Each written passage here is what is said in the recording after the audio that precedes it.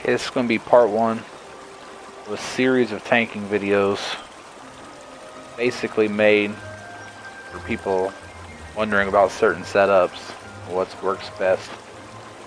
So this video will be about selfish tanking. Go ahead and start with the sets. So we do dragon. I just leave them healthy enchanted, that way I have more health. We have one max magicka or mag regen. We got 2 block costs. We got the leeching set. So what that does gives you a huge buff to your healing taken. So provide some really good heals to yourself, because the 5th piece, when you take damage, 8% chance of summoning a cloud of leeching poison on an attacker. It deals 1204 poison damage in a 4-meter radius. Basically, everywhere around you, and then it heals you for 100% of the damage. And then the good thing about this is it does poison damage, so it will proc your passives. Should be right here. So whenever you apply poison to an enemy, restore 500 stamina. This can occur every 5 seconds. So it's a free 100 stamina per second. Basically that's proccing non-stop when you're getting constant damage done. So we have sturdy there. I do have infused on the big pieces. This is literally just what dropped. I didn't trade change these. I usually typically do all sturdy. I trade change that one. If I had the stones, I'd probably trade change those as well. I'm running 2 light and 5 heavy because I'm a Nord. So I have Mighty Chudon light. I have the Mighty Chudon light as well. So 5-2 seems to be really nice. Again, we'll go to the passives because that's what's making this build so nice. The medium armor passives really aren't doing it for me. Stamina recovery and reduced cost stamina. I don't really need that. I need this. I need 8% magicka recovery and then 4% reduced magicka cost. And then I got the spell resistance, so it gives me a little bit extra. So that's why I run 5 heavy, 2 light. I'm running a lightning staff on the back bar. I thought I had a nice staff, I couldn't find it. It's infused crusher. If you want to go tankier, you can do double sword and board. Just since the enchantment nerfs, I've been running this. So until the healers take over doing crusher, I'll be running this most likely. So this is just for another source of concussion for the group for the 8% damage. So we have the Axe of Dragon. So me being a Nord, I have passives.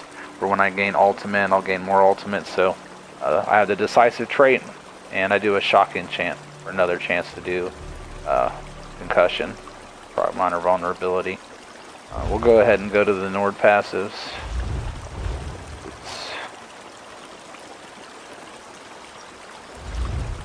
So you'll get an extra 1,000 health and cold resist. That'll be nice for Sunspire. I saw there was like a nice dragon.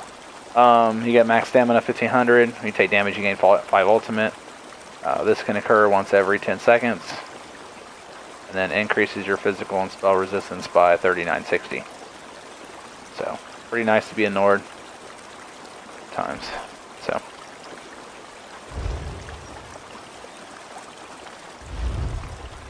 Alright, so we have decisive shock, and then I have a sturdy shield. Go over. Where's it at? Oops, right here. So, a few different potions you could take, a few different foods you could take. Jewels of Misrule is pretty good. If you're just building for high recovery, so low damage, but you need a lot of recovery, a lot of resources, you can use that. Tri-stat food, that's the base staple of tanking basically. Here, max magicka regen if you need it. In some instances where you would need a ton, like chain a lot of stuff. Maybe like, I don't know, V-Maul, it's pretty good for. And Witch Mother's Potent Brew you could use. But typically use these tri-stat health pots. Max health, max stamina, max magicka with all the recoveries on there. I don't really use those movability pots too often. These lingering health pots are really nice when you want to get a lot of heals coming to you. Only thing I don't like about it is it doesn't proc like your magicka regen by 20%. So I typically stay away from these for the most part as well. we will go into the CP. I got 72 ironclad. Most times I do have this at 81. Just to throw that out there, but I was running a certain thing that required me to have more into thick skin. So I had 66 thick skin, 56 hardy, 56 elemental defender, and then 20 quick recovery. Usually I take the points out of this quick recovery and I'll put them over here to get 81. And then I think that leaves 11 for quick recovery. It's pretty nice. Break free, I put 37. Sprinter 12. 100 Arcanist. And 20 Tenacity. And that's just to get the passive up here for the wind running. So it gives you your health and magic recovery by 10% while sprinting. Unfortunately, that's tied into putting a bunch of points into this tree. Alright, and then 81 Shadow Ward for the block cost. And 20 Tumbling for roll dodge. I got 100 Bless, 100 Elfborn. I do move this around a little bit, but what I was doing, I needed more heals. So we're at 100 Bless, 100 Elfborn. But usually I'll take these down, move them down to the next percentage down. It'll be 24, 24. And then I'll either pump up Master at Arms, Physical Weapons Expert, or I might put some points into Mighty. So what you can do when you're a selfish tank, you can put points into Mighty, and that'll up your poison damage. And then in turn, the more damage you do, the more it'll heal you for. So, Thaumaturge, that actually works with Green Dragon Blood for some odd reason. That's what I've been told, and it seems to be pretty accurate. But I don't really run Vigor anymore, so we could probably just take all these out and put them into Mighty anyway. It's been a long time since I ran Vigor.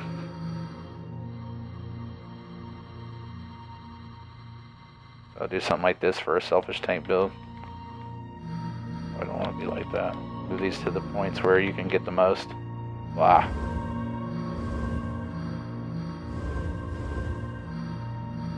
Oh, one or the other. So it's going to have to be this one. So, selfish tank setup.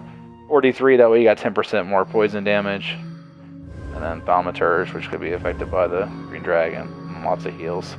But normally I would take a lot out of here. So you'd have a lot left to put the Thaumaturge, Mighty, and then Precise Strikes if you wanted to leave them in there. Okay, we already went over the race.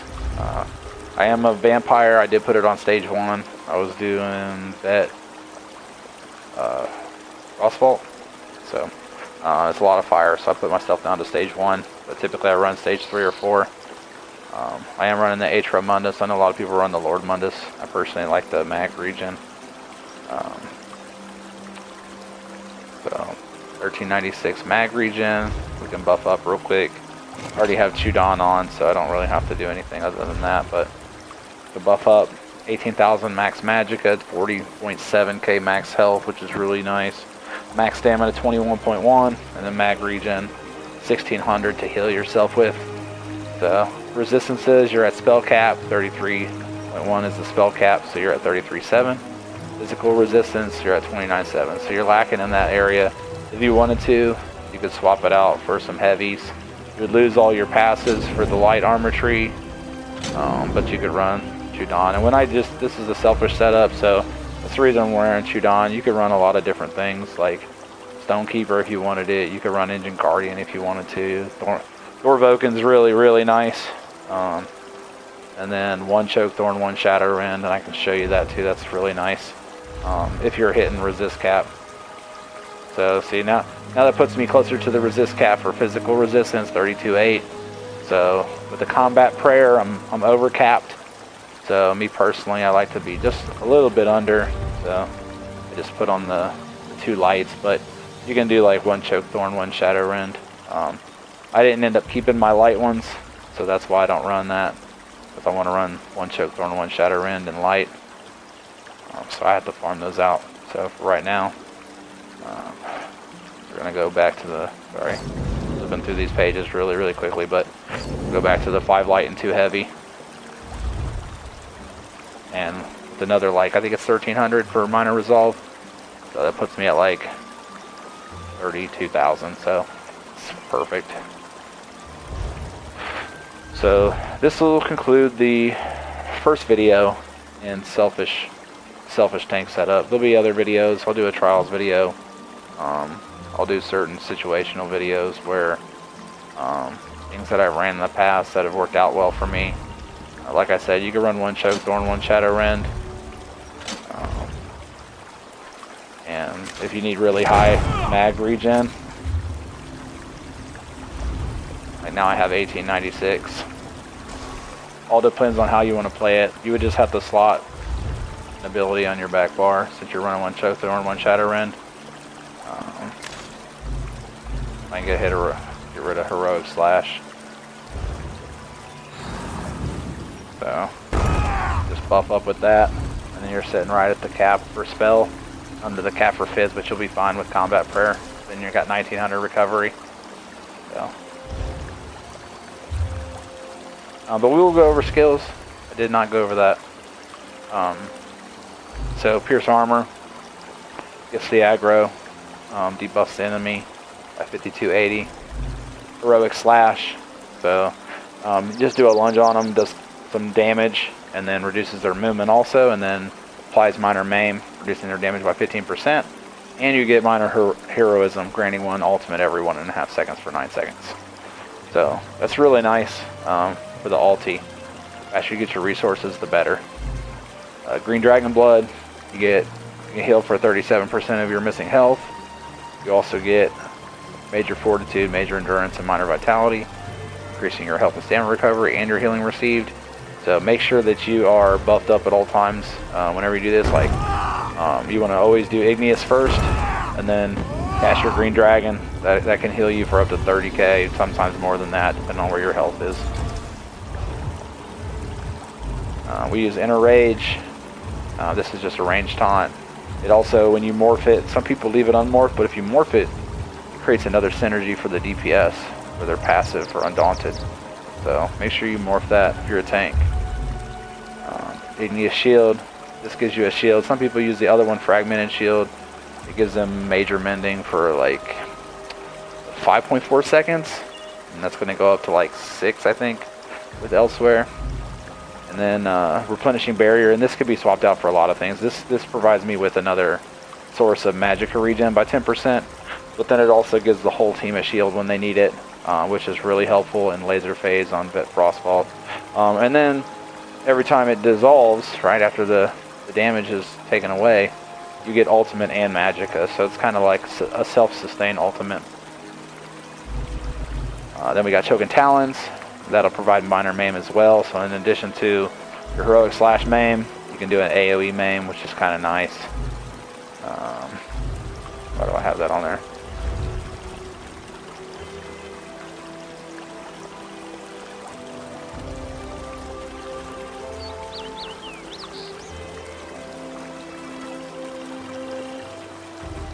Okay.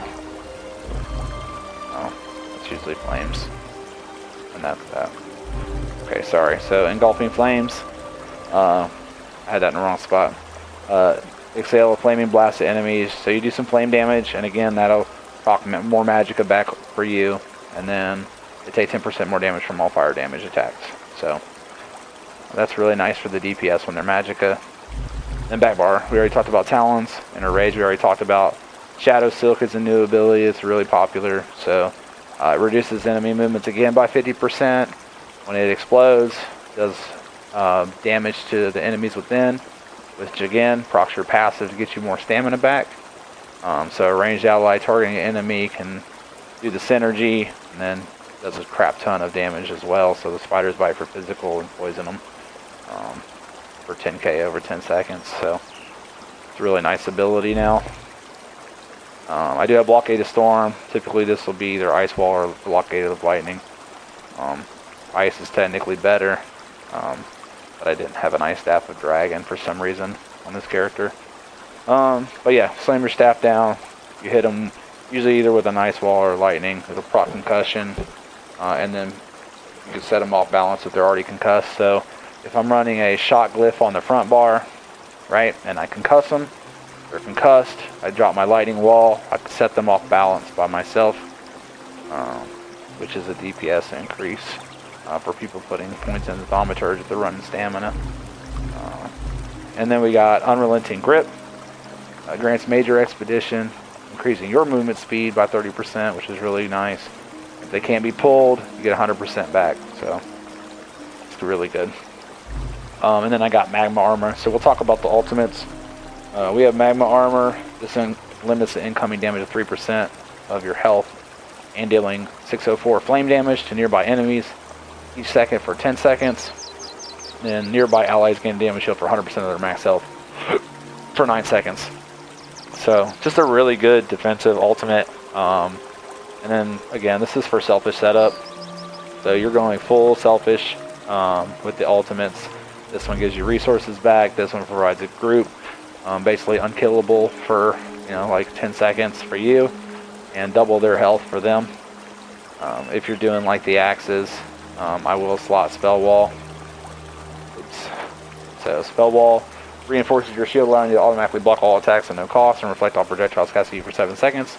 So when you're tanking like Atros and axes, you just constantly cast this, and you just get your stamina back the whole time. It's just a huge benefit to running this for that. And then this will be what the setup would look like if I was tanking the axes. I would have that on my front bar. I think that's why I put it on there. You put Inner Rage on your front bar, because I would do a one bar basically, and this is what your bar would look like: Fierce, Heroic, Green Dragon, Inner Rage, and Igneous Shield with this Spell Wall. That's how you would tank the axes and Atros. I do have a build video, or a video of me tanking like 4 axes and 4 Atros. You could check that out if you want to see it in action. I was wearing the exact same build here. I said I'd make a build video on it, so this is what I did. I didn't have this mag region one though. I did have this other dragon, so I had triple shield play because of so many things were hitting me. I wanted to try to be as self-sufficient as possible. So I had the leeching, and I didn't have Shatter In. I had Mighty Chudon, but I did have Heavy. This was before I was a Nord, so I have so much resistances. But I probably would still suggest this, because you want your physical resist as high as possible, and that puts you almost at cap by like 300. Doesn't provide you a lot of mag recovery, but you really won't need it with the amount of health you have, because now your health's 41.3. Your resistances are off the charts.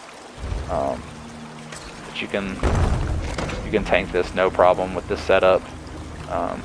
You don't need your back bar. You don't really need to have to run anything on your back bar if you didn't want to. I mean, if you wanted to, like, you had time, you could throw Spider Silk down for the group. But once you get up to 4 and 4, it's kind of tricky. So, and you can see that in the other video I made. I hope you guys like this video. If you do like it, hit the like button. That way I know kind of what you guys want to see.